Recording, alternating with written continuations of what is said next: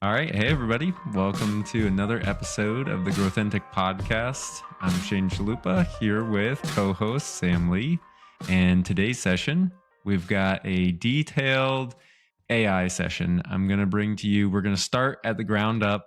I've been talking to a lot of people out there, and there's so much information and there's so much change going on almost like hourly or daily at this point for sure. And so we're going to try and cut through some of that noise and ground ourselves. And we've had some past episodes where we talked about foundational elements and some background and history on AI, but I wanted to dedicate this session to really giving a universal footing for folks. So in past episodes, we've talked about a lot of fear around AI. I think a lot of people in 2025, last year, were starting to get over that and realizing that, hey, the mass of people, the herd is moving towards this, and folks are kind of gravitating and engaging now. And so I think a little bit we're overcoming that initial fear, although I do see in my AI groups a lot of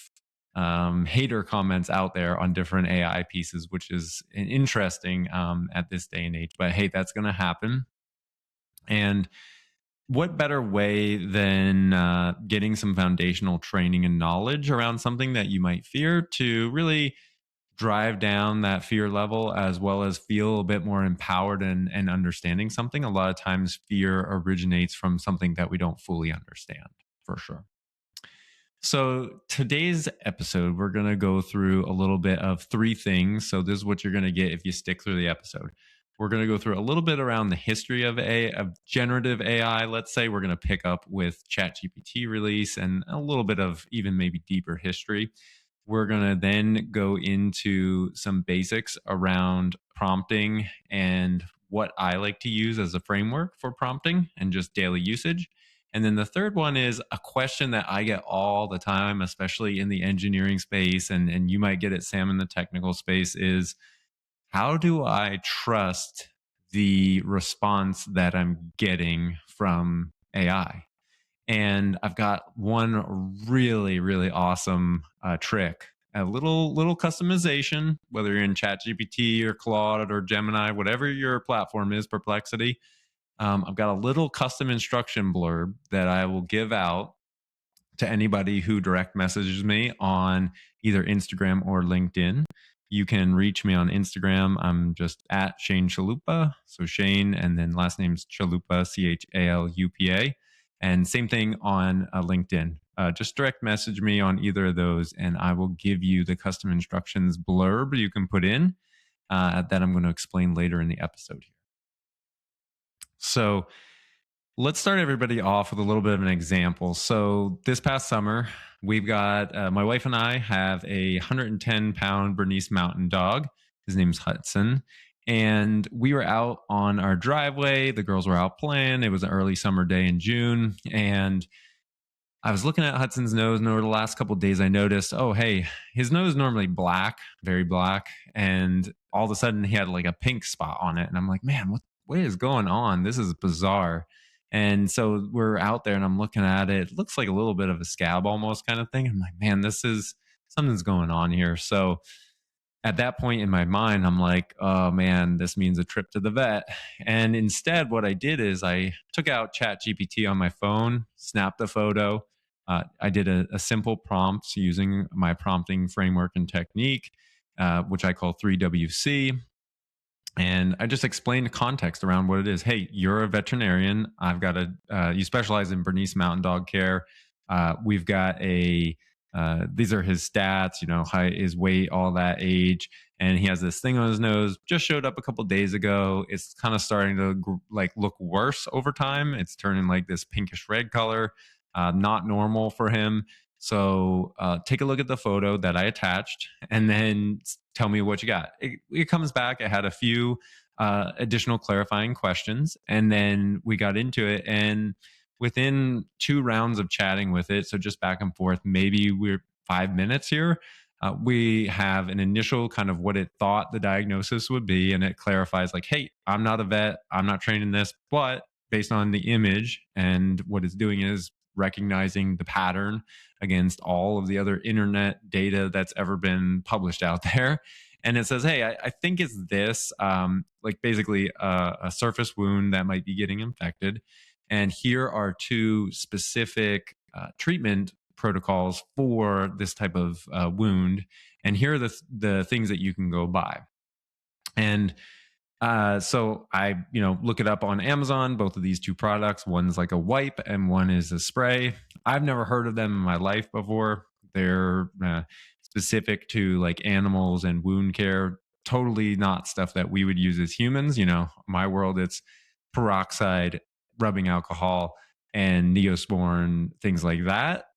That is not at all what this was. This is specific to pets. So we put it into Amazon. Boom, it's Prime. Get it the next day.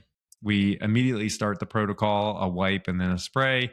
And within a day, it was pretty much starting to resolve. And within 3 days, it was pretty much fully healed.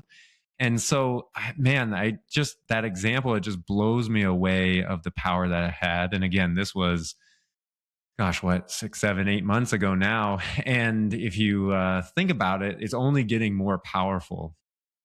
But what did that do? I mean, I went from having a pain, the pain point being, hey, my dog has a wound. We're going to have to get care for it. I'm probably going to have to go to the vet, to identifying and narrowing down the problem with AI of, hey, what is going on here? What's the actual root? What do we think the root cause is? And then we get into a solution through, hey, come back to me, give me some ideas and thoughts. Here's what I think. Go try it. It's all validated to work with, dogs. And so we do that, we get resolution. What did it save me? I mean, it saves time of loading him up, going to the vet. I'd have to schedule that in my day, or Mary would have to schedule it in her day. It saves me money. I don't have to pay for unexpected vet visit. I also don't have to buy whatever products they would have, sold us there. I can just get it over the counter through Amazon. Also, just the mental energy and bandwidth of not having to worry about it anymore. So there is, so much going on in development wise in AI, and it's only going to be even better now. But that's just a really tangible, practical example of how you can have a situation in your life and then get to a solution very quickly. I mean, we had those things on order within less than 10 minutes and then resolved it within a matter of days. In the past, yeah, that would not have been achievable at all. So I love that example. Now, we talked a little bit about the challenge out there of people maybe having fear or also getting frustrated with the results. That's probably the folks who are kind of not enthused about AI right now are in the camp of either fearing it and just staying away, or they're using it, but they're not getting the results. And again, we'll get into my framework around how I like to prompt. And then also, if you're uncertain about the results that you're getting and how could you trust that, I will drop you the custom instructions segment that you can just put into your personalization. And then every answer you get, you're going to have a little indication to say, hey, on a scale here, how certain am I about the answer that I'm giving you? And when I say that how certain is AI about its answer that it's giving you?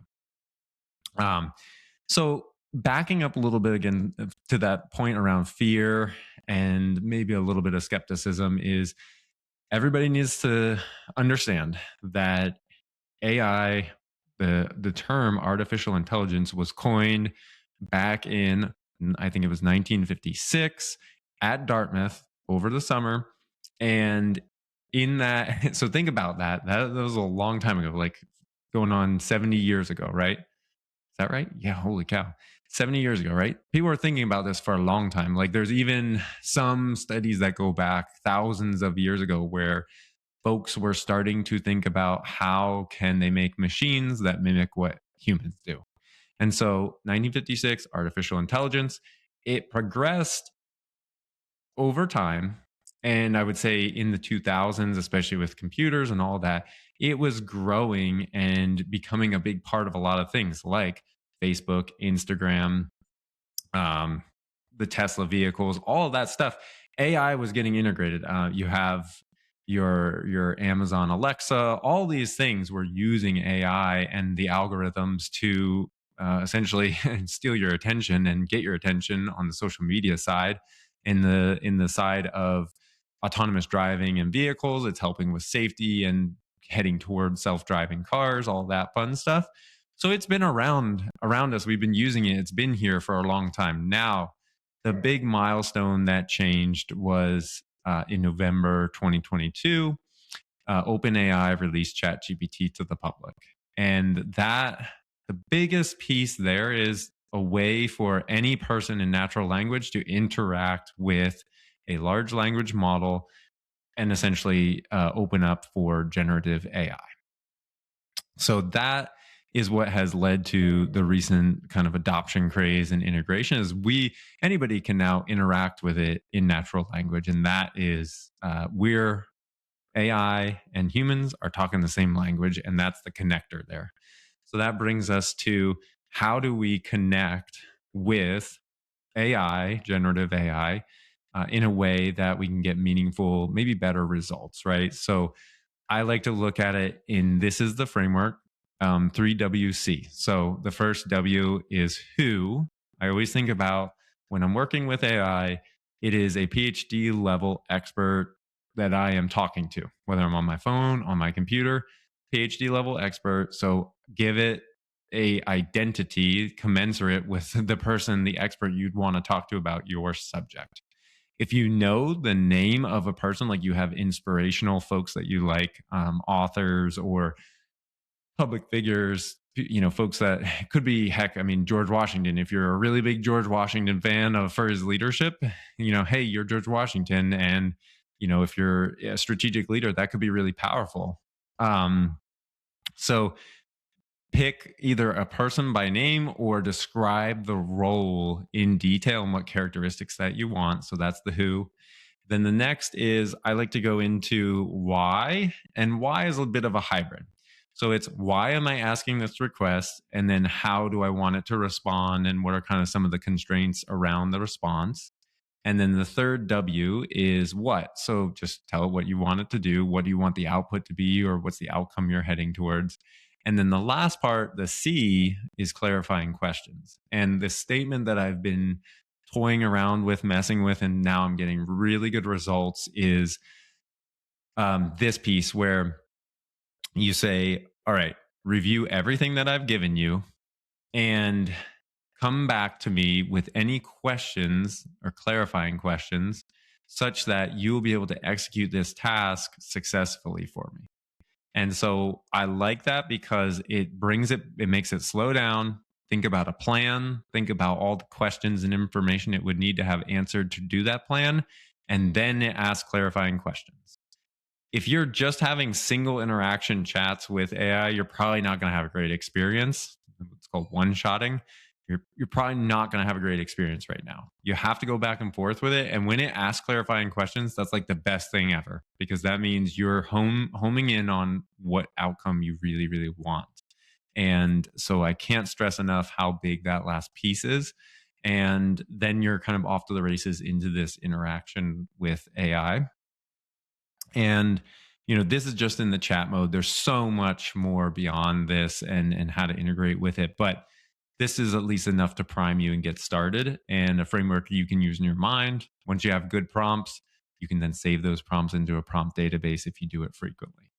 Now, for everybody to reach out. So again, hit me up on Instagram at Shane Chalupa or on LinkedIn, Shane Chalupa. And our business is Obnovit, Obnovit. Should be relatively easy to find me, but hit me up, send me a direct message, and here's the piece. So the uncertainty around trusting the results. So generative AI, when it spits something back out to you, all of that, and I'm going to really simplify this down, it is a statistical, non-deterministic output. So you're generally not going to get the same exact output. If you ask the same question 5 different times, you're generally not going to get the same exact answer every time. So I also like to make the analogy of think about a human, and you have kind of memorized a presentation that you give to whatever, boardroom folks or C levels, right, pitching your company, there's a good chance that the flow and the overall intent of what you say in your presentation will be pretty similar because you have your slides and all that. However, you're not robotic, and every time you do it, you're not going to give that presentation the exact same way every single time. And similarly, AI, when it goes through it, the intent and a lot of the content will be similar and the theme should be similar. However, the exact way it does it every time is not going to be the exact same. So it's statistical in nature, non deterministic. Well, in the engineering field, folks do not like non deterministic things. So that's a whole future episode on how I think that AI integrated within engineering and what that looks like for deterministic outputs that we have to have, right or wrong. A lot of times it's go or no go. How does that all work together? But in this case, what I like to do for these statistical outputs is get a confidence interval. And so in your personalization, you can just put this block that I'm going to give you. And at the end of every response, it will tell you, based upon 3 parameters, what is its confidence interval of what it's telling you. And now it doesn't mean like, oh, it gave me a 90%, then bet the farm on this, right? Or like hang anything on this. What it means is it's a gauge for you to say, like, okay, how good of information and context did I give it? And how did it do statistically looking at information that it's trained on and has access to? And as I've used this over almost a year now, is I've noticed that the more context and the kind of better response that I get, it generally will be higher on the spectrum versus something that is lower on the spectrum, like a 50%, 60% or less. It's like, oh, okay, I need to clarify a bit more. We need to work this over. This isn't necessarily a sure thing, slam dunk. So it's not there to say go or no go. It's there to give you a spectrum and a reference point of how good is the answer statistically align with what you're requesting. And so it's been very helpful in guiding the interactions and saying, oh, okay, yeah, like I gave it a crappy prompt, I got a crappy result out, and it couldn't find what I needed. Or it's kind of like it's unsure. It's like, oh, I don't know. So that is a great thing. I'll give you the block free of charge. Just hit me up, Shane Chalupa, Instagram or LinkedIn. And yeah, thanks for a great episode. I look forward to engaging with you and more educational sessions to come. Thank you so much. I'm definitely going to reach out to you for that because I've had that issue as well. I love that quote. Fear comes from what you don't fully understand. Hopefully this diffuses that fear a little bit. Of course, Shane is available to help you understand technology and how to interact with it even further so that you can start implementing small changes in the way that you search for information and solutions, whether it's personal or professional. So thank you so much, Shane. We appreciate it. Yeah. Thanks, everybody.